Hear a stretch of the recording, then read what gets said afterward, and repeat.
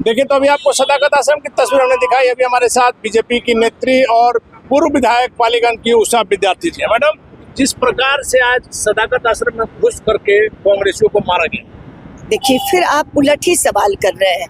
Bharatiya Janata party अपने जो इस प्रकार से यात्रा के दौरान हमारे आदरणीय प्रधानमंत्री जी के माता को गाली गलौज किया, आज तक इतिहास नहीं है कि किसी की माता और पिताजी के बारे में इतनी गंदी और भद्दी गालियां दी जाए।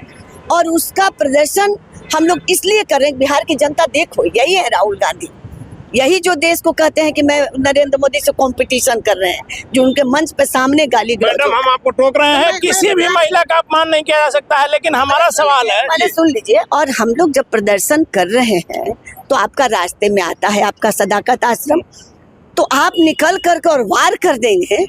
आपने वार किया, सबको मारने की कोशिश की, तो निश्चित रूप से दोनों तरफ से झड़प होगी।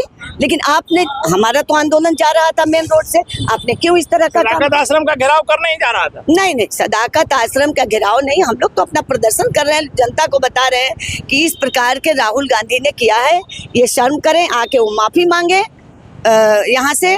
और इसको जनता को बता रहे हैं कि देखो जनता, समझो ऐसे लोग हैं कांग्रेस में। लेकिन मैडम, उस समय मंच पर न राहुल गांधी थे न तेजस्वी जी थे, और जो आरोपी कहा जा रहा है उसने माफी मांग लिया।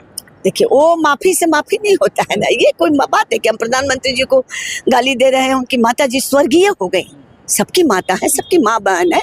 राजनीति अपने विचारों की राजनीति होती है, अपनी सोच की राजनीति होती है, अपने संस्कार को नहीं खोना चाहिए। और वो संस्कार खोते जा रही है कांग्रेस और ये राजद के लोग। उनके माना जाए कि नीतीश कुमार और प्रधानमंत्री मोदी के चेहरे से एनडीए की लोकप्रियता से महागठबंधन में बेचैनी है, जिस कारण से इस प्रकार की हरकतें हो रही है। देखिए, बेचैनी है और एकदम परेशान है, मतलब जबान पर लगाम नहीं।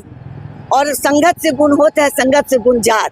तो राहुल गांधी जी हैं तो बाहर वाले गाली तो आती नहीं, लेकिन तेजस्वी जी के साथ में आकर वो भी इस तरह की भाषा का और वैसे लोगों को प्रश्रय दे रहे हैं जो प्रधानमंत्री की माता जी को गाली दी है। बिहार बर्दाश्त नहीं करेगा और हम लोग आंदोलन को और आगे बढ़ाएंगे। आखिरी सवाल है, जिस प्रकार से यह मुद्दा कल से बीजेपी ने उठाया है, माना जाए ना कि विधानसभा के चुनाव में एक बड़ा मुद्दा बनेगा, किसी भी महिला का अपमान नहीं सहा जा सकता है। यहाँ तो प्रधानमंत्री जी की माँ की बात, बिल्कुल किसी भी महिला का अपमान भारतीय जनता पार्टी बर्दाश्त नहीं। ये तो हमारे प्रधानमंत्री जी के माता जी का है।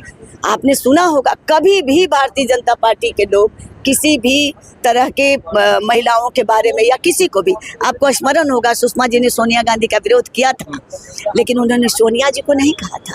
उन्होंने कहा था कि मैं अपना, अगर वो प्रधानमंत्री बनेंगे तो मैं अपना बाल मुड़वा लूंगी, लेकिन ये नहीं कहा कि सोनिया, मैंने इतनी अपने संयमित लोग हमारे भारतीय जनता, ये अपने बाल में मुड़वा लूंगी अगर वो सोनिया जी प्रधानमंत्री बने, लेकिन ये नहीं कहा कि सोनिया जी का चोटी पकड़ लेंगे, सोनिया जी का।